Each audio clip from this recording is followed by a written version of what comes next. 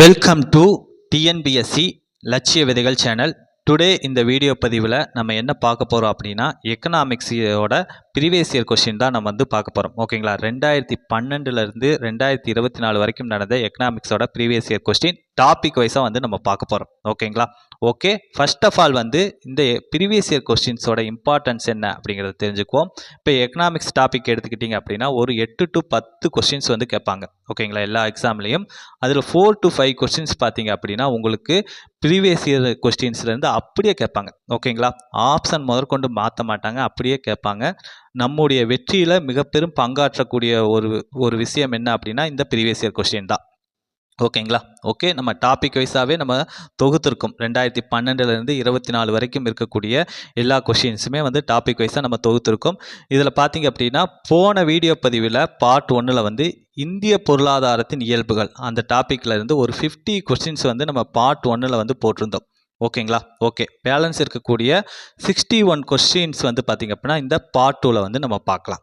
ஓகேங்களா, ஓகே. இதோடைய printed copy உங்களுக்கு தேவைப்பட்டுச்சு அப்படின்னா இங்கே தெரியக்கூடிய இந்த நம்பருக்கு நீங்கள் மெசேஜ் பண்ணுங்கள். நாங்கள் உங்களுக்கு பிரிண்டட் போட்டு உங்களுக்கு நாங்கள் கொரியர் போட்டுருவோம். ஓகேங்களா, ஓகே. அடுத்து பார்ப்போம். பார்ட் 2 பார்ப்போம். இந்திய பொருளாதாரத்தின் இயல்புகளில் பார்ட் 2 51 கொஸ்டின். நாட்டு வருமானத்தை கணக்கிடும் முறைகள். ஆப்ஷன் பி 3 முறைகளில் கணக்கிடுறாங்க. நாட்டு வருமானத்தை கணக்கிடும் முறைகள் எத்தனை? 3 முறை.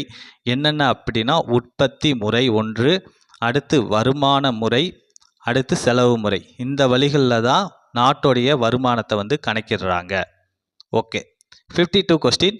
அளிப்பு நிலையாக இருக்கும் காலம் எது அப்படின்னா மிக குறுகிய காலம். ஓகேங்களா, அளிப்பு நிலையாக இருக்கும் காலம் அப்படின்னா மிக குறுகிய காலம். அதாவது மிக குறுகிய காலத்தில் பார்த்தீங்க அப்படின்னா உற்பத்தியை உடனடியாக என்ன பண்ண முடியாது, அதிகரிக்கவும் முடியாது, குறைக்கவும் முடியாது. அதனால தான் அளிப்பு நிலையாக இருக்கும் காலம் மிக குறுகிய காலம். ஓகே. 53 கொஸ்டின். என்எஸ்சி என்பது என்ன அப்படின்னா ஆப்ஷன் ஏ தேசிய புள்ளியியல் குழு. அதுதான், அதாவது என்ன சொல்லுவாங்க அப்படின்னா நேஷ்னல் ஸ்டாட்டிஸ்டிக்கல் கமிட்டி. அதை தான் என்எஸ்சி அப்படிம்பாங்க. ஓகேங்களா, ஓகே. இந்த குழு பார்த்தீங்க அப்படின்னா யாருடைய பரிந்துரையின்படி அமைக்கப்பட்டது அப்படின்னா ரங்கராஜன் கமிஷன். ஓகேங்களா, ரங்கராஜன் கமிஷன் அவருடைய பரிந்துரையின்படி தான் தேசிய புள்ளியியல் குழு நிறுவப்பட்டிருக்கு. எப்போ உருவாக்கப்பட்டது அப்படின்னா இந்த தேசிய புள்ளியியல் குழு ஜூலை, ஓகேங்களா, ஜூலை 12 2006 தான் இந்த தேசிய புள்ளியியல் குழு உருவாக்கப்பட்டிருக்கு. ஓகே. Next 54 question. ஒரு ஆண்டின் நாட்டின் எல்லைக்குள் உள்ள உற்பத்தி காரணிகளால் உற்பத்தி செய்யப்பட்ட வெளியீடுகளின் மொத்த மதிப்பு அப்படிங்கிறது மொத்த உள்நாட்டு உற்பத்தி. நமக்கு தெரியும் என்ன அப்படின்னா மொத்த உள்நாட்டு உற்பத்தி என்னென்னா ஒரு நாட்டுக்குள்ளே உற்பத்தி செய்யப்படக்கூடிய அனைத்து இறுதிப் பொருட்கள் மற்றும் சேவைகளோட மொத்த சந்தை மதிப்பு தான் என்ன சொல்லுவாங்க, மொத்த உள்நாட்டு உற்பத்தி, ஜிடிபி அப்படின்னு சொல்லுவாங்க. ஓகே. அடுத்து 55 கொஸ்டின். பொறுத்துக. இதற்கான ஆன்சர் என்ன அப்படின்னா ஆப்ஷன் டி. ஓகே, பார்ப்போம். ஆடம் ஸ்மித் அப்படிங்கிறவர் பார்த்தீங்க அப்படின்னா பொருளியலின் தந்தை. ஆடம் ஸ்மித் யார்? பொருளியலின் தந்தை. இவர் ஒரு நூல் எழுதியிருக்கிறாரு 1776 என்ன நூல் எழுதியிருக்கிறாரு? நாடுகளின் செல்வம் அப்படிங்கிற அந்த ஒரு நூலை எழுதியிருக்கிறார். ஓகே. அடுத்து ஜேஎம் கீன்ஸ் அப்படிங்கிறவர் புதிய பொருளியலின் தந்தை. ஜேஎம் அப்படின்னா என்னென்னா ஜான் மெனார்டு. ஜான் மெனார்டு அதோட சுருக்கம் தான் ஜேஎம். ஜான் மெனார்டு கீன்ஸ் அப்படிங்கிறவர் புதிய பொருளியலின் தந்தை அப்படின்னு போற்றப்படுறாரு. ஓகே. அடுத்து பார்த்தீங்க அப்படின்னா சேபத் அப்படிங்கிறது வாராந்திர விடுமுறை. இந்த சேபத் அப்படிங்கிற அந்த ஒரு சொல்லுக்கான பொருள் என்ன? வாராந்திர விடுமுறை. அதற்கான பொருள் ஓய்வு, மகிழ்ச்சி அப்படிங்கிற இன்னொரு பொருள்களும் இருக்குது. சேபத் அப்படின்னா ஓய்வு, மகிழ்ச்சி அப்படிங்கிற பொருளையும் தரும். ஓகே. ஜூப்ளினா வருடம். ஓகே, நமக்கு தெரியும் சில்வர் ஜூப்ளி, அப்புறம் பார்த்தீங்க அப்படின்னா கோல்டன் ஜூப்ளி அப்படிலாம் சொல்லுவாங்க. ஜூப்ளினாவே ஒரு சிறப்பு ஆண்டை குறிக்கக்கூடிய ஒரு சொல். ஓகே, இதற்கான answer option D 2, 4, 1, 3. Okay. 56 question. பொருளாதார வளர்ச்சி டேஸை அளவிடுகிறது அப்படின்னா ஆப்ஷன் டி உற்பத்தி அதிகரிப்பு. ஓகேங்களா, அதாவது பொருளாதாரம் வளருது அப்படின்னா அது எதை அளவிடும் அப்படின்னா உற்பத்தி அதிகரிச்சிச்சு அப்படின்னா நம்மளுடைய பொருளாதாரம் ஆட்டோமேட்டிக்காக வளரும். ஓகே. 57 கொஸ்டின். கீழ்கண்டவற்றுள் எந்த பொருளாதாரம் சாராத காரணி பொருளாதார முன்னேற்றத்தை நிர்ணயிக்கிறது அப்படின்னா ஆப்ஷன் பி மனித வளங்கள் தான். ஓகேங்களா? ஓகே, அதாவது இப்போ உதாரணமாக இந்தியாவே நீங்கள் எடுத்துக்குங்க. இந்தியாவில் பார்த்தீங்க அப்படின்னா இளைஞர்கள் வந்து மிக அதிக எண்ணிக்கையில் இருக்கிறாங்க. ஓகேங்களா? அதனால தான் இந்தியாவுடைய அந்த பொருளாதார முன்னேற்றம் வந்து கூடிக்கிட்டே இருக்குது. ஓகேங்களா? இந்தியாவில் மனித வளங்கள் அதிகம். ஓகேங்களா? இந்த மனித வளம் அப்படிங்கிறது பொருளாதாரம் சாராத காரணி, ஆனால் அது பொருளாதார முன்னேற்றத்தை நிர்ணயிக்குது. ஓகே, அடுத்து 58 கொஸ்டின். பின்வருவனவற்றுள் பொருளாதார வளர்ச்சியின் தன்மை இல்லாதவை எது? ஓகேங்களா? பொருளாதார வளர்ச்சியோட தன்மை இல்லாதவை எது அப்படின்னா ஆப்ஷன் டி விரிவான கருத்து. அதுதான். ஓகேங்களா? அது வந்து பொருளாதார தன்மையோட வளர்ச்சி குறித்த கூற்றுகளில் பொருந்தாதது. மற்றது எல்லாமே படிப்படியான மாற்றம், வளர்ந்த நாடுகளை பற்றியது, எண்களின் அடிப்படையில் அமைந்தது, இதெல்லாம் பொருளாதார வளர்ச்சியின் தன்மையின் கீழ் வரக்கூடிய கூற்றுகள். ஓகே, அடுத்து 59 கொஸ்டின். இரண்டு முற்றிலும் வேறுபட்ட தன்மைகளை தொடர்பு படுத்தி குறிப்பது. ஓகேங்களா? இரண்டு முற்றிலும் வேறுபட்ட தன்மைகளை தொடர்பு படுத்தி குறிப்பது என்ன அப்படின்னா இரட்டை தன்மை அப்படின்னு வந்து சொல்லுவாங்க. ஓகேங்களா? ஓகே, அதாவது இரட்டை தன்மை அப்படின்னா என்னென்னா ஜஸ்ட்டு வந்து நீங்கள் இந்தியாவே எடுத்துக்கோங்க. இந்தியாவில் பார்த்தீங்க அப்படின்னா மிகப்பெரிய பணக்காரர்களும் இருக்காங்க. ஓகேங்களா? மிகப்பெரிய பணக்காரர்களும் இருக்கிறாங்க. அதே போலவே ரொம்ப ரொம்ப கஷ்டப்படக்கூடிய ஏழைகளும் இருக்காங்க. ஓகேங்களா? இவங்களுக்கிடையே இருக்கக்கூடிய வருமான இடைவெளி ரொம்ப ரொம்ப அதிகம். இந்த மாதிரி இரண்டு முற்றிலும் வேறுபட்ட தன்மைகளை தொடர்பு படுத்தி சொல்கிறது தான் இரட்டை தன்மை அப்படின்னு வந்து சொல்கிறாங்க. ஓகேங்களா? இன்னொரு எக்ஸாம்பிள் கூட பார்ப்போம். இயற்பியலில் அலை, அதாவது பார்த்திங்க அப்படின்னா ஒளின்னு ஒன்று இருக்கும். ஓகேங்களா? வெளிச்சம் பார்த்திங்க அப்படின்னா அலை பண்பையும் கொண்டது, துகள் பண்பையும் கொண்டதுன்னு நம்ம படிச்சிருப்போம். இந்த மாதிரி இரண்டு முற்றிலும் வேறுபட்ட தன்மைகளை தொடர்பு படுத்தி சொல்கிறது தான் என்ன சொல்கிறாங்க? இரட்டை தன்மை அப்படின்னு வந்து சொல்கிறாங்க. Okay, 60 question. எது ஊரக பகுதியை கண்டறியும் பண்பு அப்படின்னா ஆப்ஷன் ஏ குறைந்த மக்கள் தொகை அடர்த்தி. ஓகேங்களா? ஊரக பகுதினா என்ன? கிராமப்பகுதி. கிராமப்பகுதியை நம்ம எப்படி கண்டுபிடிக்கலாம் அப்படின்னா அங்கே மக்கள் தொகை அடர்த்தி வந்து ரொம்ப ரொம்ப குறைவாக இருக்கும். அதே வந்து சிட்டியில் பார்த்தீங்க அப்படின்னா மக்கள் தொகை வந்து மிக மிக அதிகமாக இருக்கும். Okay, 61 question. எது ஊரக பகுதியின் அடிப்படை அழகாக கருதப்படுகிறது அப்படின்னா ஆப்ஷன் பி வருவாய் கிராமம். அதுதான் வந்து ஊரக பகுதியோட அடிப்படை அழகாக வந்து கருதப்படுகிறது. ஓகே, அடுத்து வந்து 62 கொஸ்டின்.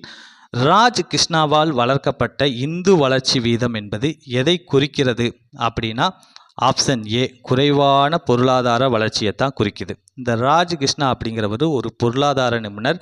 அவர் வந்து இந்து வளர்ச்சி வீதம் அப்படிங்கிற ஒரு சொற்றொடரை 1978 அறிமுகப்படுத்துகிறாரு. ஓகேங்களா? அதாவது இது வந்து எதை சொல்லுது அப்படின்னா இந்தியா வந்து ஒரு 1950 1980 வரைக்கும் பார்த்திங்க அப்படின்னா ஒரு மெதுவான வளர்ச்சி விகிதத்தை கொண்டிருக்கு. அந்த வளர்ச்சி விகிதம் என்ன அப்படின்னா 3.5%. ஓகேங்களா? 1950 80 வரைக்கும் இந்தியாவில் இருக்கக்கூடிய வளர்ச்சி விகிதம் 3.5% தான். ஓகேங்களா? இந்த சொல்லக்கூடிய இந்த விஷயத்தை வந்து அவர் குறிக்க வந்து பயன்படுத்தப்பட்ட சொற்றொடர் தான் என்ன? இந்து வளர்ச்சி வீதம். அது எந்த ஆண்டு அது சொல்கிறாரு? 1978 சொல்கிறாரு. ஓகே, அடுத்து வந்து 63 கொஸ்டின். இந்தியாவின் முதல் சிறப்பு பொருளாதார மண்டலம் எங்கு ஏற்படுத்தப்பட்டுள்ளது அப்படின்னா ஆப்ஷன் சி காண்ட்லாவில் தான் ஏற்படுத்தப்பட்டிருக்கு. ஓகேங்களா? சிறப்பு பொருளாதார மண்டலம் காண்ட்லாவில் ஏற்படுத்தப்பட்டிருக்கு. இந்த காண்ட்லா எங்கே இருக்குது அப்படின்னா குஜராத். ஓகேங்களா? குஜராத் மாநிலத்தில் இருக்குது. எந்த ஆண்டு ஏற்படுத்தப்பட்டது அப்படின்னா 1965 ஆண்டு ஏற்படுத்தப்பட்டது. ஓகே, அடுத்து வந்து 64 கொஸ்டின். உலக அளவில் இந்தியா எந்த உற்பத்தியில் மிகப்பெரிய உற்பத்தியாளராக விளங்குகிறது அப்படின்னா ஆப்ஷன் ஏ பழங்கள் உற்பத்தியில் தான் மிகப்பெரிய உற்பத்தியாளராக இந்தியா வந்து விளங்குது. Okay, 65 question. கீழ்கண்டவற்றுள் எது தனியார் மயமாதலை குறிக்கும் அப்படின்னா ஆப்ஷன் டி மேற்கண்ட அனைத்தும். தேசிய மையத்தை நீக்கிறது, தொடர் நிறுவனமாக்குறது, முதலீட்டை திரும்ப பெறுவது, இதெல்லாமே தனியார் மயமாதலை குறிக்கக்கூடிய ஒன்று தான். ஓகே, நெக்ஸ்ட் வந்து 66 கொஸ்டின். வாழ்க்கை தர குறியீட்டு எண்ணை உருவாக்கியவர் யார் அப்படின்னா ஆப்ஷன் சி டி மோரிஸ் அவர்கள் தான் வாழ்க்கை தர குறியீட்டு எண்ணை வந்து உருவாக்குறாரு. ஓகேங்களா? இந்த வாழ்க்கை தர குறியீட்டு எண் அப்படிங்கிறது 3 காரணிகளை பயன்படுத்துது. என்னென்ன அப்படின்னா குழந்தையோட இறப்பு விகிதம் ஒன்று, என்ன குழந்தையோட இறப்பு விகிதம், அடுத்து வந்து கல்வி. ஓகேங்களா? மக்களுக்கு இருக்கக்கூடிய அந்த கல்வி அறிவு, அடுத்து பார்த்திங்க அப்படின்னா ஆயுள் காலம். இந்த 3 காரணிகளை பேஸ் பண்ணி தான் வாழ்க்கை தர குறியீட்டு எண் வந்து இப்போ சொல்லியிருக்கிறாரு டி மோரிஸ் அவர்கள். Okay, 67 question. இந்தியாவின் மிக பழமையான பெரிய அளவிலான தொழில் எது அப்படின்னா ஆப்ஷன் ஏ பருத்தி. ஓகேங்களா, பருத்தினால தான் என்ன பண்ணுவோம், நம்ம ஆடை வந்து தயாரிப்பாங்க. ஓகேங்களா, அதனால இந்தியாவில் மிக பழமையான பெரிய அளவிலான தொழில் பருத்தி தான். ஓகே, அடுத்து 68 கொஸ்டின். 2016 ஆண்டுக்கான மனித வளர்ச்சி அறிக்கையின்படி 188 நாடுகளில் இந்தியாவின் தரம் என்ன அப்படின்னா ஆப்ஷன் பி 131வது இடம். ஓகேங்களா, 188 நாடுகளில் மனித வளர்ச்சி அறிக்கையின்படி இந்தியா வந்து 131வது இடத்துல இருக்குது. Okay, next 69 question. இந்தியாவின் பசுமை புரட்சியின் தந்தை அப்படின்னு சொல்கிறவங்க யார்? ஓகேங்களா, அப்படின்னு குறிப்பிடப்படுவர் யார் அப்படின்னா நமக்கு எல்லோருக்குமே தெரியும், எம்.எஸ். சுவாமிநாதன் அவர்கள் தான் இந்தியாவின் பசுமை புரட்சியின் தந்தை அப்படின்னு வந்து சொல்கிறாங்க. ஓகேங்களா, இப்போ உங்களுக்கு ஒரு கொஸ்டின் நம்ம ப்ரீவியஸ் வீடியோவிலே பார்த்தோம். வெண்மை புரட்சியின் தந்தை யாருன்னு தெரிஞ்சால் நீங்கள் கமெண்ட் பண்ணுங்கள். ஓகேங்களா, ஓகே. அடுத்து வந்து இந்த விஸ்வேஸ்வரையா அப்படின்னு ஒரு இருக்குது. இவர் யார் அப்படின்னா ஒரு இன்ஜினியர். ஓகேங்களா, இவருடைய பிறந்த தினம் செப்டம்பர் 15 தான் என்ன சொல்லுவாங்க அப்படின்னா இந்தியாவில் பொறியாளர்கள் தினம், இன்ஜினியர்ஸ் டேவாக கொண்டாடுறாங்க. ஓகே, அடுத்து வந்து 70 கொஸ்டின். திருவள்ளுவரின் பொருளாதார கருத்துக்கள் குறிப்பாக கூறுவது எதையை பற்றியெல்லாம் திருவள்ளுவரோட பொருளாதார கருத்துக்கள் சொல்லுது அப்படின்னா ஆப்ஷன் டி மேற்கான் அனைத்தும். ஓகேங்களா, செல்வத்தை பற்றி சொல்லும், வேளாண்மை பற்றி சொல்லும், வறுமை சமுதாயத்தின் சாபம் இதை பற்றியெல்லாம் சொல்லும். ஓகேங்களா, திருக்குறளில் சொல்லாத விஷயங்களே கிடையாது, அதுதான் உண்மை. ஓகே, அடுத்து வந்து 71 கொஸ்டின். பொருளாதாரத்திற்கான நோபல் பரிசை அமர்த்தியா சென் பெற்ற ஆண்டு எது அப்படின்னா ஆப்ஷன் ஏ 1998 வந்து பெறாரு. ஓகேங்களா, ஓகே. இதற்கு அடுத்து இவர் தான் முதல் இந்தியர். ஓகேங்களா, பொருளாதாரத்துக்கான நோபல் பரிசை பெறக்கூடிய முதல் இந்தியர் அமர்த்தியா சென் 1998. அதற்கு அடுத்து 2019 அபிஜித் பானர்ஜி அவர் வந்து பார்த்திங்க அப்படின்னா நோபல் பரிசு வந்து பெறாரு. ஒரு 3 நபர்களில் இவரும் ஒருத்தர். அடுத்து வந்து 72 கொஸ்டின். வி.கே.ஆர்.வி. ராவ் இவரின் மாணவராக இருந்தார் அப்படின்னா ஆப்ஷன் ஏ ஜே.எம். கீன்ஸ் அவரோட மாணவராக இருந்தார். இந்த ஜே.எம். கீன்ஸ் அப்படிங்கிறது ஜான் மெனார்டு கீன்ஸ், நவீன பொருளாதாரத்தின் தந்தை, நவீன பேரியல் பொருளாதாரத்தின் தந்தை அப்படின்னு போற்றக்கூடியவர் தான் யார் அப்படின்னா ஜே.எம். கீன்ஸ் அவர்கள். Okay, 73 question. இந்த கொள்கையின் அடிப்படையில் காந்திய பொருளாதாரம் இயங்குகிறது அப்படின்னா ஆப்ஷன் பி ஒழுக்க நெறி அடிப்படை. அந்த கொள்கையில் தான் காந்திய பொருளாதாரம் வந்து இயங்குது. ஓகேங்களா, இந்த காந்திய பொருளாதாரம் அப்படிங்கிற இந்த கருத்தை உருவாக்கியவர் யார் அப்படின்னா ஜோசப் செல்லத்துரை குமாரப்பா. ஓகேங்களா, அவரை எல்லாரும் எப்படி சொல்லுவாங்க, ஜே.சி. குமாரப்பா அப்படின்னு சுருக்கி சொல்லுவாங்க. ஓகேங்களா, இந்த ஜே.சி. குமாரப்பா எந்த ஊரை சேர்ந்தவர் அப்படின்னா நம்முடைய தமிழ்நாட்டை சேர்ந்தவர். தமிழ்நாட்டில் எந்த ஊர், தஞ்சாவூர் பகுதியை சேர்ந்தவர் தான் ஜே.சி. குமாரப்பா அவர்கள். ஓகே, அடுத்து 74 கொஸ்டின். பி.ஆர். அம்பேத்கர் அவர்கள் இந்திய பொருளாதார பிரச்சனைகளை இதன் அடிப்படையில் ஆராய்கிறார் அப்படின்னா ஆப்ஷன் பி இந்திய ரூபாயின் சிக்கல்கள். இந்த பாயிண்ட் ஆஃப் வியூவில் தான் அம்பேத்கர் அவர்கள் ஆராய்கிறாரு. ஓகேங்களா, ஓகே. நமக்கு எல்லோருக்குமே தெரியாது அம்பேத்கர் வந்து ஒரு பொருளாதார அறிஞர் அப்படிங்கிறது பெரும்பாலானோருக்கு தெரியாது. ஆனால் அம்பேத்கர் அவர்கள் ஒரு பொருளாதார அறிஞர் தான். ஓகேங்களா, ஓகே. இவர் வந்து 1923 ரூபாயின் பிரச்சனைகள் அப்படின்னு சொல்லி ஒரு ஆய்வறிக்கையை வந்து சமர்ப்பிக்கிறார். ரூபாயின் பிரச்சனைகள் அப்படின்னு சொல்லி ஒரு ஆய்வறிக்கை வந்து லண்டன் பொருளாதார பள்ளியில் சமர்ப்பிக்கிறாரு. அதற்காகத்தான் இவர் என்ன பண்ணுறாரு, டிஎஸ்சி அப்படின்னு சொல்லக்கூடிய டாக்டரேட் பட்டம் வந்து வாங்குறாரு. ஓகே, அடுத்து 75 கொஸ்டின். ஜனநாயக சமதர்மத்தை கொண்டு வந்தவர் யார் அப்படின்னா ஆப்ஷன் ஏ ஜவஹர்லால் நேரு அவர்கள் தான். ஜனநாயக சமதர்மத்தை கொண்டு வந்தவர் ஜவஹர்லால் நேரு, முன்னாள் பிரதமர். Okay, 76 question. காந்திய பொருளாதார சிந்தனைகளை தொடர்ந்து வலியுறுத்தியவர் யார் அப்படின்னா நமக்கு எல்லோருக்கும் தெரிந்த ஜே.சி. குமாரப்பா அவர்கள் தான் காந்திய பொருளாதார சிந்தனைகளை தொடர்ந்து வலியுறுத்துறாரு. இந்த காந்திய பொருளாதாரம் அப்படிங்கிற அந்த சிந்தனையை உருவாக்கியவர் யார் அப்படின்னா ஜே.சி. குமாரப்பா தான். இவர் வந்து தமிழ்நாட்டில் இருக்கக்கூடிய தஞ்சாவூர் பகுதியை சேர்ந்தவர். ஓகேங்களா, ஓகே. அது மட்டும் இல்லாமல் கிராம பொருளாதார முன்னேற்ற கொள்கைகளின் முன்னோடி, கிராம பொருளாதார முன்னேற்ற கொள்கைகளின் முன்னோடி யார் அப்படின்னா நம்முடைய ஜே.சி. குமாரப்பா அவர்கள் தான். Okay, 77 question. தேசிய வளர்ச்சிக் கழகத்தை அறிமுகப்படுத்தியவர் யார் அப்படின்னா ஆப்ஷன் பி ஜவஹர்லால் நேரு அவர்கள் தான். ஓகேங்களா, இந்த தேசிய வளர்ச்சிக் கழகம் அதை வந்து ஜவஹர்லால் நேரு எப்போ தொடங்குறாரு அப்படின்னா ஆகஸ்ட் 6 1952 அப்போ தொடங்குறாரு. ஓகே, அடுத்து 78 கொஸ்டின். 1000 மக்களுக்கு இறப்பவர் எண்ணிக்கை என்பது ஆப்ஷன் ஏ கச்சா இறப்பு வீதம். ஓகேங்களா, கச்சா இறப்பு வீதம் அதுதான் வந்து 1000 மக்களுக்கு இறப்பவர் எண்ணிக்கை அப்படிங்கிறது. அதாவது ஒரு நாட்டில் ஒரு பகுதியில் ஒரு 1000 பேர் இருக்காங்க. ஓகேங்களா, இந்த 1000 பேர்த்தில் எத்தனை பேர் இறக்குறாங்க அதை சொல்லக்கூடியது தான் என்ன கச்சா இறப்பு வீதம் அப்படிங்கிறது. ஓகே, அடுத்து வந்து 79 கொஸ்டின். இந்திய பொருளாதாரம் டேஸ் காரணமாக வலிமையின்மையாக இருக்கிறது அப்படின்னா ஆப்ஷன் ஏ பொருளாதார சமநிலையின்மை. ஓகேங்களா, இந்தியாவை எடுத்துக்குங்க. அதாவது மிகப்பெரிய பணக்காரர்கள் இருக்காங்க, மிக கஷ்டத்தில் வாழக்கூடிய ஏழைகளும் இருக்கிறாங்க. ஓகேங்களா, அதனால் வந்து பொருளாதாரம் வந்து சமநிலைமை இங்கே இல்லை. அதன் காரணமாகத்தான் இந்திய பொருளாதாரம் என்ன இருக்குது வலிமையின்மையாக காணப்படுகிறது. ஓகே, அடுத்து வந்து 80 கொஸ்டின். கலப்பு பொருளாதாரம் என்பது என்ன அப்படின்னா நமக்கு எல்லோருக்குமே தெரியும் ஆப்ஷன் பி பொது மற்றும் தனியார் துறைகள் சேர்ந்து செயல்படுவது தான் கலப்பு பொருளாதாரம் அப்படின்னு வந்து நம்ம சொல்லுவாங்க. ஓகேங்களா, கவர்மெண்ட்டும் அந்த தொழிலை இயக்கும், பிரைவேட்டும் அந்த தொழிலை இயக்கும், அதுதான் வந்து கலப்பு பொருளாதாரம் அப்படின்னு சொல்கிறாங்க. Okay, 81 question. வலுவான பொருளாதாரங்களை கொண்ட நாடுகள் வரிசையில் இந்தியாவின் இடம் எத்தனாவது இடம் எப்படின்னா ஆப்ஷன் பி 7வது இடம். ஓகேங்களா, அதாவது 7% பொருளாதார வளர்ச்சியுடன் வலுவான இடத்தை பிடித்திருக்கும் நாடு எது நம்முடைய இந்தியா தான். ஓகே, அடுத்து வந்து 82 கொஸ்டின். அதாவது கீழ்கண்டவற்றுள் எது முன்னேற்றம் அடைந்த நாடு அப்படின்னா ஆப்ஷன் சி பிரான்ஸ் அதுதான். ஓகேங்களா, பிரான்ஸ் தான் வந்து முன்னேற்றம் அடைந்த நாடு. பார்ப்போம், முன்னேற்றம் அடைந்த நாடுகளெல்லாம் நம்ம பார்ப்போம். அமெரிக்க ஐக்கிய நாடுகள், அதற்கடுத்து கனடா, ஓகேங்களா, அதற்கடுத்து இங்கிலாந்து, அதற்கடுத்து ஃப்ரான்ஸ் நம்ம பார்த்துட்டோம், ஜப்பான். ஓகேங்களா, இதெல்லாமே நீங்கள் நோட் பண்ணிக்கிங்க. ஏதாவது கொடுத்து கேட்கலாம், உங்களுக்கு வேறு நாடுகளை கொடுத்துட்டு எது முன்னேற்றம் அடைந்த நாடு அப்படிங்கிற மாதிரி நீங்கள் கேட்கலாம். அமெரிக்க ஐக்கிய நாடுகள், கனடா, இங்கிலாந்து, ஃப்ரான்ஸு, ஜப்பான் இதெல்லாமே முன்னேற்றம் அடைந்த நாடுகள்.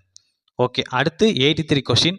உலகளவில் மனிதவள மேம்பாட்டு அறிக்கையை தயாரித்து வெளியிடுகின்ற நிறுவனம் எது அப்படின்னா ஆப்ஷன் டி ஐக்கிய நாடுகள் வளர்ச்சி திட்டம் அதுதான் வந்து வெளியிடுது. ஓகேங்களா, இந்த ஐக்கிய நாடுகள் வளர்ச்சி திட்டம் எப்பொழுது துவங்கப்பட்டது அப்படின்னா 1965 துவங்கப்பட்டிருக்கு. ஓகேங்களா, இதோடைய நோக்கம் என்ன அப்படின்னா வறுமையை வந்து ஒழிக்கணும், சமத்துவமின்மையை குறைக்கணும். ஓகேங்களா, இதுதான் இதோடைய நோக்கம், ஐக்கிய நாடுகள் வளர்ச்சி திட்டத்தோட நோக்கம். Okay, next 84 question. எந்த ஒரு நாட்டின் பொருளாதார மேம்பாடு டேஸ் என்று அறியப்படும் அப்படின்னா ஆப்ஷன் டி பொருளாதார மேம்பாடு அப்படின்னு தான் அறியப்படும். Okay, 85 question. பரம்பரை ரீதியான சமத்துவம் எந்த நடைமுறையில் உறுதி செய்யப்படுகிறது?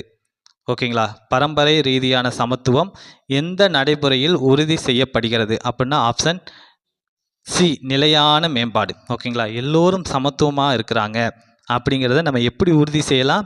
நிலையான மேம்பாடு, அவங்களுடைய குரோத் எப்படி இருக்கும் அப்படின்னா கொஞ்சம் சீராக நிலையாக இருக்கும். அதன் மூலிமா எல்லோரும் சமத்துவமாக இருக்காங்க அப்படிங்கிறத நம்ம உறுதி செஞ்சுக்கலாம். ஓகே, அடுத்து 86 கொஸ்டின். மனிதவள மேம்பாட்டு குறியீடு கணக்கில் பின்வரும் எந்த பரிமாணத்தை எடுத்துக்கொள்ளவில்லை? ஓகேங்களா, நல்லா கொஸ்டின் பார்க்கணும். எந்த பரிமாணத்தை எடுத்துக்கொள்ளவில்லை?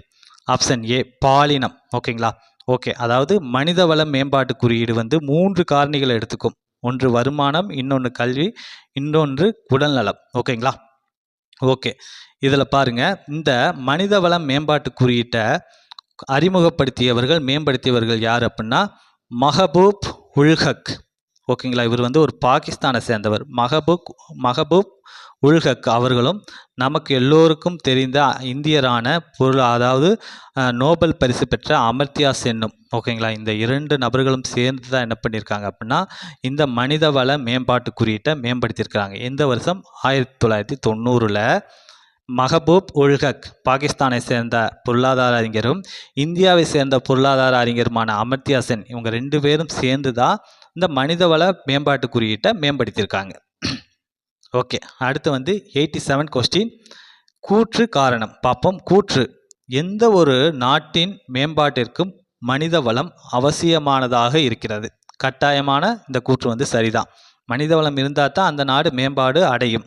ஓகே, காரணம் கல்வி மற்றும் மக்கள் நலத்தில் முதலீடு செய்வதன் விளைவாக அவர்கள் எதிர்காலத்தில் அதிக அளவு பலன் கிடைக்கும் அப்படிங்கிற இந்த கூற்றும் சரிதான். ஓகேங்களா, ஒரு நாட்டில் மக்கள் இருக்காங்க, அவங்க கல்வியிலையும் சுகாதாரம் அந்த மக்கள் நலத்தில் நீங்கள் முதலீடு செஞ்சால் அவங்க எதிர்காலத்தில் நல்ல பலன் கிடைக்கும் அப்படிங்கிற இந்த கூற்றும் சரிதான். அப்போ இதற்கான ஆன்சர் ஆப்ஷன் ஏ மற்றும் ஆர் இரண்டும் சரியானது. ஆர் ஏவை விளக்குகிறது, அதுதான் இதற்கான பதில். Okay, 88 question. கூற்று காரணம்தான், அதாவது கூற்று நிகர தேசிய உற்பத்தி என்பது தேசிய உற்பத்தி அளவில் உண்மை மதிப்பீடாக கருதப்படுகிறது. அந்த கூற்று பார்த்தீங்க அப்படின்னா சரிதான். அதாவது நிகர தேசிய உற்பத்தி அப்படின்னா ஒரு ஆண்டில் உற்பத்தி செய்யப்படும் மொத்த தேசிய உற்பத்தியிலிருந்து தேய்மான மதிப்பை நீக்கிய பின் கிடைக்கும் பண மதிப்பு. ஓகேங்களா, அதாவது மொத்த தேசிய உற்பத்தி, ஓகேங்களா, ஜிஎன்பி அப்படின்னு சொல்லுவாங்க. அதில் இருந்து என்ன பண்ணுறோம் அப்படின்னா தேய்மானத்தை நீங்கள் கழிச்சிட்டிங்க அப்படின்னா கிடைக்கக்கூடியது தான் என்ன, நிகர தேசிய உற்பத்தி. ஓகே, காரணம் நிகர தேசிய உற்பத்தி தேசிய வருமானம் அப்படின்னு அழைக்கப்படுகிறது அப்படிங்கிற இந்த கூற்றும் சரிதான். ஓகேங்களா, அப்போ இதற்கான ஆன்சர் ஆப்ஷன் ஏ மற்றும் ஆர் இரண்டும் சரியானது. ஆர் ஏவை விளக்குகிறது, அதுதான் இதற்கான ஆன்சர். Okay, 89 question. டேஸ் வருவாயை தலா வருமானம் என்றும் அழைக்கிறோம் அப்படின்னா ஆப்ஷன் ஏ சராசரி வருவாயை தலா வருமானம் அப்படின்னு நம்ம அறிவிக்கிறோம். ஓகே, இந்த தலா வருமானம் அப்படின்னா என்னென்னா ஜிடிபி. ஓகேங்களா, ஜிடிபி அதாவது மொத்த உள்நாட்டு உற்பத்தி, அதிலிருந்து மொத்த மக்கள் தொகை பாப்புலேஷனை நீங்கள் வகுத்துட்டீங்க அப்படின்னா கிடைக்கக்கூடியது தான் இந்த தலா வருமானம் அப்படிங்கிறது. ஓகே, அடுத்து 90 கொஸ்டின். தேசிய வருமானத்தின் உண்மை மதிப்பீடாக இவை கருதப்படுகிறது அப்படின்னா ஆப்ஷன் சி நிகர தேசிய உற்பத்தி. ஓகேங்களா, தேசிய வருமானம் வேற, நிகர தேசிய உற்பத்தி வருமானம் வேற கிடையாது, ரெண்டுமே ஒன்று தான். தேசிய வருமானம் ஈக்குவல் டு நிகர தேசிய உற்பத்தி. ஓகே, அடுத்து 91 கொஸ்டின். நாடுகளுக்கு இடையேயான மேம்பாட்டை ஒப்பிட அவர்களின் மிக முக்கியமான பண்புகளில் ஒன்றாக கருதப்படுவது எது அப்படின்னா வருமானம். ஓகேங்களா, ஒரு நாடு வளர்ந்துருக்கு, ஒரு நாடு வளரலை அப்படிங்கிறத நம்ம எதை வச்சு கணிக்க முடியும், அவங்களுடைய வருமானத்தை வச்சு தான் நம்ம கணிக்க முடியும். ஓகே, அடுத்து 92 கொஸ்டின். மனித வளம் அப்படிங்கிற அந்த ஒரு சொல் குறிப்பிடுவது என்ன அப்படின்னா ஒட்டுமொத்த மக்களின் திறமை. ஓகேங்களா, ஒட்டுமொத்த மக்களோட திறமையை தான் மனித வளம் அப்படிங்கிற சொல் குறிப்பிடுது. ஓகே, அடுத்து 93 கொஸ்டின். கூற்று காரணம் தான். கூற்று மேம்பாடு அப்படிங்கிறது வாழ்க்கை தரத்தை உயர்த்துகிறது அப்படிங்கிற இந்த கூற்று சரிதான். ஓகேங்களா, மேம்பாடுனா எதை குறிக்க உயர்த்தும், வாழ்க்கை தரத்தை உயர்த்தும். ஓகே, காரணம் மக்கள் அதிக வருவாய், சிறந்த கல்வி, உடல் நலம் மற்றும் ஊட்டச்சத்து, குறைந்த வறுமை பெறுவார்கள். இந்த கூற்றும் சரிதான், காரணமும் சரிதான். வாழ்க்கை தரம் உயர்ந்துச்சுன்னா அவங்களுடைய அதிக வருவாய், கல்வி, உடல்நலம், ஊட்டச்சத்து, குறைந்த வறுமை எல்லாமே அவங்களுக்கு கிடைக்கும். ஓகேங்களா, அப்போ இரண்டு கூற்றுகளுமே சரி. அப்போ இதற்கான ஆன்சர் ஆப்ஷன் ஏ.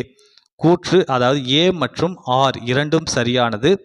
ஆர் ஏவை விளக்குகிறது, அதுதான் இதற்கான ஆன்சர். ஓகே, அடுத்து 94 கொஸ்டின் பார்ப்போம். பொறுத்துக. ஓகேங்களா, ஓகே, இதில் ஆன்சர் பார்த்துருவோம். ஆப்ஷன் பி தான் இதற்கான ஆன்சர். 2, 4, 1, 5, 3 அதுதான் இதற்கான ஆன்சர். அதாவது முதன்மை உற்பத்தி அப்படிங்கிறது என்ன அப்படின்னா 2 மீன் பிடித்தல், சுரங்க தொழில். அதாவது முதன்மை உற்பத்தியில் என்னென்னலாம் வரும் அப்படின்னா விவசாயம், மீன் பிடித்தல், சுரங்க தொழில், கால்நடை வளர்ப்பு, இது எல்லாமே பார்த்திங்க அப்படின்னா முதன்மை உற்பத்தியில் வரும். ஓகே, அடுத்து கால பயன்பாடு அப்படிங்கிறது பார்த்திங்க அப்படின்னா கால பயன்பாடு, அதை பார்த்திங்க அப்படின்னா எதிர்கால சேமிப்பு. ஓகே, நாடுகளின் செல்வம், அந்த நூலை எழுதியவர் யார் அப்படின்னா ஆடம் ஸ்மித் அவர்கள். பொருளாதாரத்தின் தந்தை அப்படின்னு சொல்லக்கூடியவர் 1776 எழுதுகிறாரு இந்த நாடுகளின் செல்வம் அப்படிங்கிற நூலை.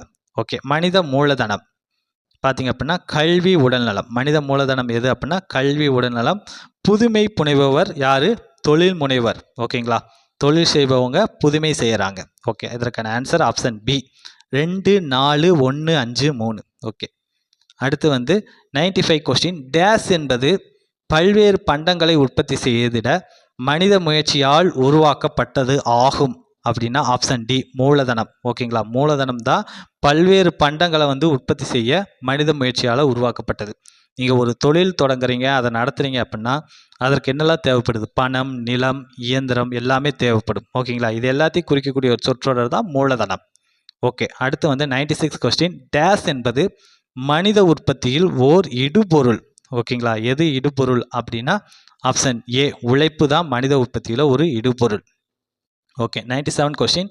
டேஸ் என்பது நிலையான அளிப்பினை உடையது அப்படின்னா ஆப்ஷன் பி நிலம். ஓகேங்களா, நிலம் தான் வந்து ஒரு நிலையானது. ஓகேங்களா, அந்த நிலத்தை வந்து நீங்கள் அதிகரிக்க முடியுமா அப்படின்னு கேட்டால் முடியவே முடியாது. நிலம் வந்து நிலையானது, அதிகரிக்க முடியாதது. Okay, 98 question. பெறப்பட்ட காரணிகள் என்பது என்ன அப்படின்னா ஆப்ஷன் சி மூலதனம் அமைப்பு. அதுதான் பெறப்பட்ட காரணிகள் அப்படிங்கிறது என்ன, மூலதனம் அமைப்பு. Okay, 99 question. டேஸ் என்பது பண்டத்திற்கான விருப்பங்களை நிறைவு செய்யும் சக்தி ஆகும் அப்படின்னா ஆப்ஷன் டி உற்பத்தி. ஓகேங்களா, உற்பத்தி தான் பண்டத்திற்கான விருப்பங்களை நிறைவு செய்யக்கூடிய சக்தியாக இருக்குது. Okay, 100 question.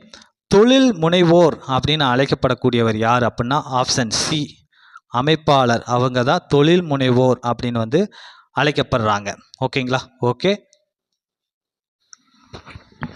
101 கொஸ்டின். அதாவது முதன்மை காரணிகள் அப்படிங்கிறது என்ன அப்படின்னா நிலம் மூலதனம். அதுதான் வந்து முதன்மையான காரணிகள். ஒரு தொழில் செய்கிறதுக்கு என்ன தேவைப்படும், நிலம் தேவைப்படும், மூலதனம். இது ரெண்டு தான் முதன்மை காரணிகள். ஓகே, 102வது கொஸ்டின். உற்பத்தியின் மூலம் பொருட்களை பிரித்தெடுக்கும் தொழில் அப்படின்னா இரண்டாம் நிலை உற்பத்தி. ஓகேங்களா, இதற்கு எக்ஸாம்பிள் என்ன அப்படின்னு பார்ப்போம்.